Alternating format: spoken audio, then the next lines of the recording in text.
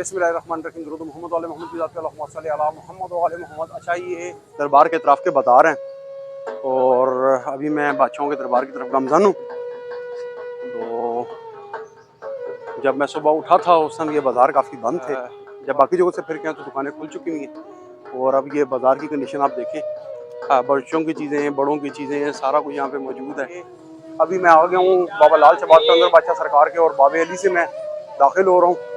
तो अब दरबार के अंदर के हालात और वाक़यात आपको दिखाता हूँ मैं। और साइड पे दुकानें मौजूद हैं और यहाँ से अब आगे जाते हैं। रास्ते का मेरे को भी मालूम नहीं है कि किधर से रास्ता है।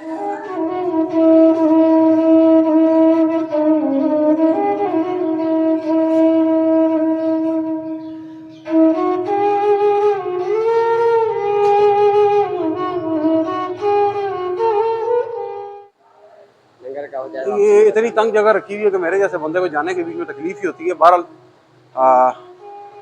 क्योंकि ज़ायरीन यहाँ पे ज़्यादा आते हैं, ज़ायरीन के मुताबिक उन्होंने ये जगह तश्कील दी है। और अब सूरज सर पे चढ़ा है और गर्मी भी शदीद हो गई है। अच्छा, इस जगह पे भी सिक्योरिटी के मामलात हैं। ये पुलिस वाले भाई हैं, ये तलाशी लेंगे। सिक्योरिटी का ख़ास इंतज़ाम है और ये सिंध पुलिस के एहलकार, और इस साइड पे भी आप देखें कि सिंध पुलिस के एहलकार बैठे हुए हैं और सिक्योरिटी के फ़राइज़ सर अंजाम दे रहे हैं। अब आगे बढ़ते हैं और दरबार के अंदर दाखिल होते हैं। पहले तो इजाज़त नहीं मिल रही थी मुझे कैमरा लेके जाने की, लेकिन भाई ने इजाज़त दे दी है। ये भी सरकारों का कोई ख़ास करम है कि उन्होंने इजाज़त दी है। तो अब आगे अंदर दाखिल होते हैं मौला का नाम लेके। अच्छा, वो चेक पोस्ट क्रॉस करने के बाद एक और चेक पोस्ट, और यहाँ पर वॉक थ्रू गेट भी लगा, और ये पुलिस वाले एक और भाई खड़े हुए एहलकार हैं जो तलाशी ले रहे हैं। तो अब मेरे सामने बिल्कुल बादशाहों का दरबार, ये मैं अब दरबार के अहाते में दाखिल हो रहा हूँ और ये पहला सीन आया है सरकार के दरबार का। और ये देखें कि दरबार का सीन और दरबार काफ़ी खूबसूरत है। सिंध हुकूमत ने वाकई काफ़ी काम करवाया है इस इलाके के बीच में। हैदरियम कलंदरम मस्तम बंदाए अली मुर्तज़ा हस्तम, ये इन्हीं बादशाहों के शेर हैं जो फ़ारसी में बयान किए इन्होंने। कई रिवायात के मुताबिक ये इलाका जो है सेमण का, ये सैयद सुल्तान कहलाता है या सिस्तान कहलाता है। और ये इलाका भी किसी ज़माने के बीच में फ़ारस का यानी कि ईरान का इलाका था, और बादशाह की ज़ुबान भी इस हिसाब से वो फ़ारसी जानते थे। और एक और बात बताऊँ कि बादशाह को काफ़ी सारे उलूम में अबूर हासिल था, और बादशाह अपनी तालीम एक मेरे जो तहकीक है उसके मुताबिक बादशाह अपनी तालीम जो है वो नजफ़ से हासिल करके आए थे। कई जगह पे है कि बादशाह अपनी तालीम जो है वो मक्का से हासिल करके आए थे, और कई जगह पे ये अपने वालिद ग्रामी से उन्होंने अपनी तालीम हासिल की थी। बहरहाल मुख्तलिफ़ किस्म की रिवायात हैं, मुख्तलिफ़ किस्म की बातें हैं। जो रिवायत अब कौन सी कैसी है वो अब अल्लाह ही जाने, मैं नहीं जानता। बहरहाल इतना जानता हूँ कि आज मैं बादशाहों के दरबार पे हूँ। यहाँ पर मुख्तलिफ़ ज़रियाँ बनी हुई हैं, और ये सुनने में आया कि सोने का गुंबद है। अब अल्लाह बेहतर जानता है कि सोने का है या नहीं है। कहते हैं कि 1992 के बीच में बेनज़ीर भुट्टो ने ये गुंबद सोने का लगवाया था। पिछले कोई 700 साल से 800 साल से ये दरबार और ये जगह कायम है। और अच्छा, ये हुकूमत की तरफ से एक और बड़ी अच्छी चीज़ जो मैं आपको यहाँ पे दिखाऊँ, तो वो रास्ते में भी मुझे ट्रेन में भी नज़र आई और यहाँ पे भी नज़र आ रही है कि ये पोलियो के कतरे बनाने वाले दरबार के बीच में भी मौजूद हैं। अगर किसी के बच्चे ने पोलियो के कतरे नहीं पिए हुए तो ये अपनी जिम्मेदारियाँ यहाँ पे भी सारे अंजाम दे रहे हैं, और ये हुकूमत की तरफ से एक अच्छा इकदाम है। तो अब आगे दरबार के अहाते में चलते हैं और मैं आपको ज़रा दरबार का गेट दिखा दूँ अपने सामने। ये बड़ा खूबसूरत सा दरबार का गेट तैयार किया है। तो अब चलते हैं आगे। अच्छा, अब चूंकि मैं बादशाहों के दरबार पे पहुंचे हूं तो मेरी ये भी ज़िम्मेदारी बनती है कि मैं बादशाहों का शजरा भी आप सारों के सामने बयान करूं। लेकिन बादशाहों का जब मैं शजरा बयान करूंगा तो वहां पर एक बड़ी ख़ास बात आएगी कि पाकिस्तान के जो सबसे बड़े दो दरबार हैं वो एक ही ख़ानदान से हैं। उन ख़ानदानों का ताल्लुक़ आपस में इस तरीके से बनता है कि ये ख़ानदान जनाब इमाम जाफ़र सादिक अलैहिस्सलाम की औलाद में से आते हैं, और उनमें से एक लाल शहबाज कलंदर सरकार हैं और दूसरे शाह शमस तबरेज़ मुल्तानी सरकार हैं। अच्छा, मैं यहाँ पर हज़रत सकी शहबाज कलंदर बादशाह सरकार का थोड़ा-सा शजरा भी बयान कर दूँ कि बादशाहों का जो शजरा है वो अली बिन मोहम्मद बिन इस्माइल सानी बिन मोहम्मद बिन इस्माइल अल आरज बिन इमाम जाफ़र सादिक अलैहिस्सलाम है। और ये जो ख़ानदान है, ये सादात का अली दर्जा ख़ानदान है। अली बिन मोहम्मद बिन इस्माइल, आपका लक़ब ग़ालिबुद्दीन है। आपका एक फ़र्ज़ंद सैयद अब्दुल मजीद सब्ज़वारी थे। इन अब्दुल मजीद सब्ज़वारी के दो फ़र्ज़ंद थे, मुंतखिबुल्लाह और मुंतज़िर बिल्लाह। पहली शाख मुंतखिबुल्लाह की औलाद से लाल शहबाज कलंदर, जिनका दरबार अभी मैं यहाँ पे मौजूद हूँ, ये बनते हैं। और दूसरी शाख में मुंतज़िर बिल्लाह की औलाद से कुतुबुल आरफीन सैयद शाह शमस तबरेज़ सब्ज़वारी बादशाह सरकार, जो कि जिनका दरबार मुल्तान में मौजूद है, वो आते हैं।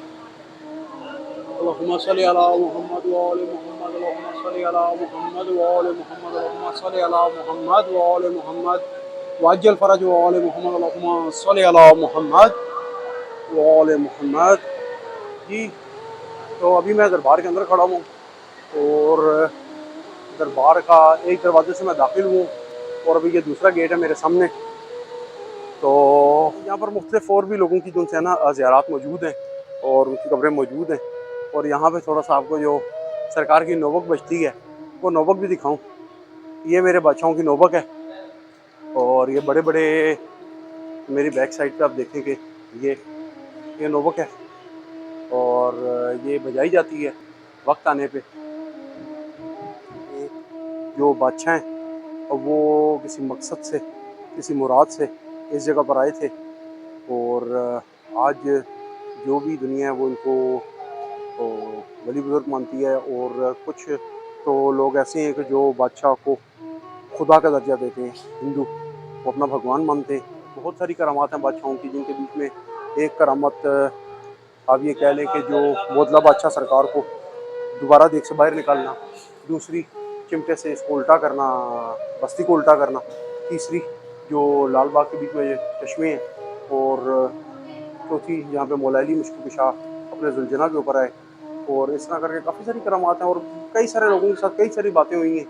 और यहाँ पर ठंडे पानी के लिए ये मुख्तलिफ चश्मे लगे हुए हैं। मैं भी अभी पानी पीऊँगा चश्मे से और थोड़ा सा अपने आप को सैर करूँगा।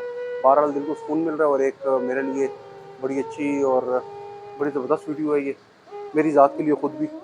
अब यहाँ पर वक्त आता है कि मैं आप लोगों को बताऊं कि बादशाह का असली नाम है क्या है। बादशाह का असली नाम है हुसैन मरवंदी, और जो उस्मान मरवंदी कहा जाता है वो बेसिकली एक प्रॉब्लम थी कि बादशाह मरवंद एक इलाका है वहाँ अफ़गानिस्तान के बीच में, उस इलाके से यहाँ पे हिजरत करके आए थे, और उस इलाके के बीच में भी जो बनु अब्बास है उनका ज़ोर काफ़ी ज़्यादा था। तो इस वजह से इनके वालिद ने इनको इनका नाम जो है वो ज़ाहिरी तौर पे लोगों के सामने उस्मान का नाम रखा था, लेकिन हकीकी नाम इनका हुसैन था। और जो इनको लाल का लक़ब दिया गया वो लाल इसलिए था कि जब ये पैदा हुए थे तो इनका चेहरा इस तरह रोशन था जिस तरह याकूत रोशन होता है, और याकूत को मुख्तलिफ जगहों पे लाल का लफ्ज़ इस्तेमाल किया गया और लाल कहा गया है। अच्छा, यहाँ पर ये बात भी मैं आपको क्लियर कर दूं कि जो बादशाह को शहबाज कहा जाता है, वो शहबाज कहने का मकसद क्या है। ये बादशाह थे, उनकी इल्मी परवाज़ काफ़ी ज़्यादा बुलंद थी, क्योंकि ये फ़कीरी सिलसिले के बीच में होता है, दर्जात होते हैं ऊपर और उससे ऊपर और उससे ऊपर जाने के तरीके होते हैं। जिसका इल्म ज़्यादा है उसका लेवल भी ज़्यादा है, जिसका लेवल ज़्यादा है उसका रुतबा भी ज़्यादा है, और उस हिसाब से इनको इल्मी परवाज़ों की वजह से शहबाज कहा जाता था। और क्योंकि इस इलाके के जितने भी हिंदू पंडित और काला जादू करने वाले थे, जो कि राजा चौपट के आगे दरबार में काम करते थे, वो इनकी ताकत के आगे मुकाबला करने से कासिर थे। तो इस वजह से इनको शहबाज का लक़ब दिया गया। और लाल का मैं वैसे ही आपको पहले बता चुका हूँ, तो लाल शहबाज इस वजह से इनका लक़ब कहलाया है। जैसे कभी मैं खड़ा हूँ, ये दरबार से मुल्क का मस्जिद है। पूरे दरबार में जगह जगह एसी लगे हुए हैं, जिससे दरबार का टेम्परेचर काफ़ी लो है। तो यहाँ से सरकार के दरबार की ज़ियारत आपको करवाता हूँ। अब थोड़ा सा मैं बादशाह की पैदाइश के बारे में बात कर लूँ कि बादशाह 1170 ईस्वी और 538 हिजरी के बीच में जो मौजूदा अफ़गानिस्तान है उसका एक सूबा कंधार है, और उसके जनूब के बीच में एक इलाका था, एक ज़िला था मरवंद। वहाँ पर बादशाहों की पैदाइश हुई, इसी वजह से आप मरवंदी कहलाते हैं। और मरवंद का थोड़ा-सा बता दूँ कि आजकल उसको मेवंद भी कहा जाता है, उस इलाके को मरवंद भी कहते हैं, मेवंद भी कहते हैं। जी व्यूअर्स, अभी अब ये मेरे पीछे सरकार की तुर्बत सरकार की ज़ियारत देख रहे हैं और मैं इस वक्त मस्जिद के बीच में बैठा हूँ और सरकार की करामात इतनी है कि मेरे बयान करने से मैं कासिर हूँ। तो जो सरकार ने किया, जो सरकार ने यहाँ पे दिखाया, ये मेरे लिए बयान करना काफ़ी ज़्यादा मुश्किल है। कुछ बातें जो मैं इस व्लॉग में आपको बता रहा हूँ, लेकिन ये सिर्फ चंद सरसरी सी बातें, हकीकत या अल्लाह जानता है या सरकार जानते हैं या सरकार के ख़ास मुरीद जिस तरह के मुल्ला बहार बादशाह सरकार थे वो जानते हैं। तो चलें मौला का नाम लेते हैं और बढ़ते हैं आगे। अब बात करता हूँ आपके वालिद जो इब्राहिम कबीरुद्दीन थे, वो आपको लेके पूरे ख़ानदान को लेके इराक़ से अफ़गानिस्तान में हिजरत करके आए थे और उस हिजरत की वजह ये थी बनु अब्बास के मुज़ालिम।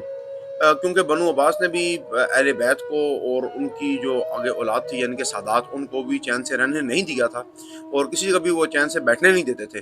तो जिस जगह भी पता लगता था कि कोई सादात मौजूद हैं तो वहाँ पर उनका कत्ल शुरू कर देते थे। तो बादशाह जो लाल शहबाज कलंदर के वालिद इब्राहिम हैं, वो आपको लेकर इराक़ से निकल पड़े और उन्होंने अफ़गानिस्तान में पड़ाव किया। लेकिन बहरहाल एक बात और भी मशहूर है कि जो लाल शहबाज कलंदर सरकार के वालिद हैं इब्राहिम, उनकी जो कब्र है वो नजफ़ अशरफ के बीच में मौला अली अलैहिस्सलाम का जो दरबार है, उसके दरवाज़े में मौजूद है। अब मैंने तो यही सुन रखा और मेरी तहकीक के मुताबिक मुझे यही पता लगा है। हकीकत क्या है ये अल्लाह बेहतर जानता है और अल्लाह से ज़्यादा जानने वाली ज़ात कोई नहीं है, अल्लाह से ज़्यादा दुआएँ कबूल करने वाली ज़ात कोई नहीं है। बहरहाल जिस तरीके से हिकायात, जिस तरीके से तहकीक, जिस तरीके से इल्म बता रहा है, वो बातें मैं आपके सामने पेश कर रहा हूँ। अब मुख्तलिफ जगह पर बादशाहों के मुर्शद के बारे में मुख्तलिफ बातें लिखी हैं कि ये भी आपके मुर्शद थे, ये भी आपके मुर्शद थे, इनसे आपने इल्म हासिल किया, इनसे आपने इल्म हासिल किया। लेकिन मैं अगर हकीकत बताऊँ तो बादशाहों ने अपने वालिद इब्राहीम से सबसे पहले इल्म हासिल किया और जनाब इब्राहीम जो उनसे हैं अगर उनसे पहले अगर उन्होंने इल्म हासिल किया तो इस कायनात के एक इमाम हैं जिनका नाम है इमाम जाफ़र सादिक अलैहिस्सलाम, कि जिनको बनु अब्बास के दौर में थोड़ा-सा वक़्त मिल गया था तब्लीग व तशरीह के लिए। तो उन इमाम जाफ़र सादिक अलैहिस्सलाम से आपने तमाम उलूम हासिल किए, फ़िक़्ह के उलूम हासिल किए और इल्म जफ़र इमाम जाफ़र सादिक अलैहिस्सलाम का कुल कायनात के बीच में मशहूर है, जिसके बीच में तमाम उलूम आते हैं और वो तमाम उलूम हासिल किए। तो इसके बाद मेरा नहीं ख़्याल कि मैं किसी और मुर्शद के बारे में बात करूँ कि कोई और मुर्शद थे कि जिन्होंने इमाम जाफ़र सादिक अलैहिस्सलाम के होते हुए आपको इल्म मुंतकिल किया। और अब मैं एक आखिरी चीज़ के बारे में बात करूँगा जो यहाँ पे धमाल डलती है, जिसको अक्सर लोग बेहतर अच्छा जानते हैं, अक्सर लोग उसको बुरे मायनों में लेते हैं। लेकिन इस धमाल की हकीकत को थोड़ा-सा मैं आपके सामने वाज़िया करूँ कि धमाल ये वो चीज़ है कि जब मुहर्रम शुरू होते थे तो बाबा लाल शहबाज कलंदर बादशाह सरकार को जो तोप मिला था इमाम ज़ैनुल आबिदीन अलैहिस्सलाम का, वो तोप अपने साथ वो करबला से लेकर आए थे और उस तोप को वो पहली मुहर्रम को अपने गले में डालते थे और जिस तरीके से इमाम ज़ैनुल आबिदीन अलैहिस्सलाम कि मैं सदके जाऊँ उस बीमार, उस लाचार, उस बेबस इमाम के ऊपर कि जिनको उस वक़्त के जो बादशाह और हाकिम जिस पे खुदा लानत करे, खुदा उसकी जद पे लानत करे, उसने इनको असीर किया, इनकी बीवियों को असीर किया। तो उस वक़्त ये बीमार इमाम को उन्होंने गले में तोक डाला, पैरों में ज़ंजीरें डाली और उनको जब 1800 मील तक चलाया गया तो वो इमाम की हालत काफ़ी ख़राब थी। वो चलने से कासिर थे, कभी वो दाएँ डगमगाते, कभी वो बाएँ डगमगाते थे। तो उसी सुन्नत को पूरा करते हुए बाबा लाल शहबाज कलंदर बादशाह सरकार भी उस तोप को गले में डालते और उसी सुन्नत को पूरा करते, कभी दाएँ डगमगाते, कभी बाएँ डगमगाते। तो यहाँ पे रहने वाले जो हिंदू थे तो वो हिंदू ये समझते थे कि बाबा जी सरकार नाच रहे हैं या कोई इस तरह का काम कर रहे हैं, धमालें डाल रहे हैं। तो वो फिर धमाल के नाम से मशहूर हुई। अब तोप तो ख़त्म हो गया है, अब हाथ बुलंद होते हैं और टाँगें उछलती रहती हैं, लोगों के दिल में क्या है, क्या नहीं है, ये रब बेहतर जानता है। बहरहाल धमाल डलती रहती है। तो इस धमाल की हकीकत भी मैंने आपको बता दी है और इस वक़्त मेरे पास बाबा जी सरकार के तरफ से कोई और ऐसी ख़ास बात नहीं है जो मैं आपको बयान कर सकूँ। तो जो बातें मैं बयान कर सकता था ख़ास किस्म की वो मैंने आपको बयान कर दी हैं। जी तो व्यूअर्स, उम्मीद करता हूँ कि मेरा आज का ब्लॉग आपको अच्छा लगा होगा, और साथ ही आपसे इजाज़त भी तलब करूँगा। इजाज़त दें, फ़ी अमान अल्लाह।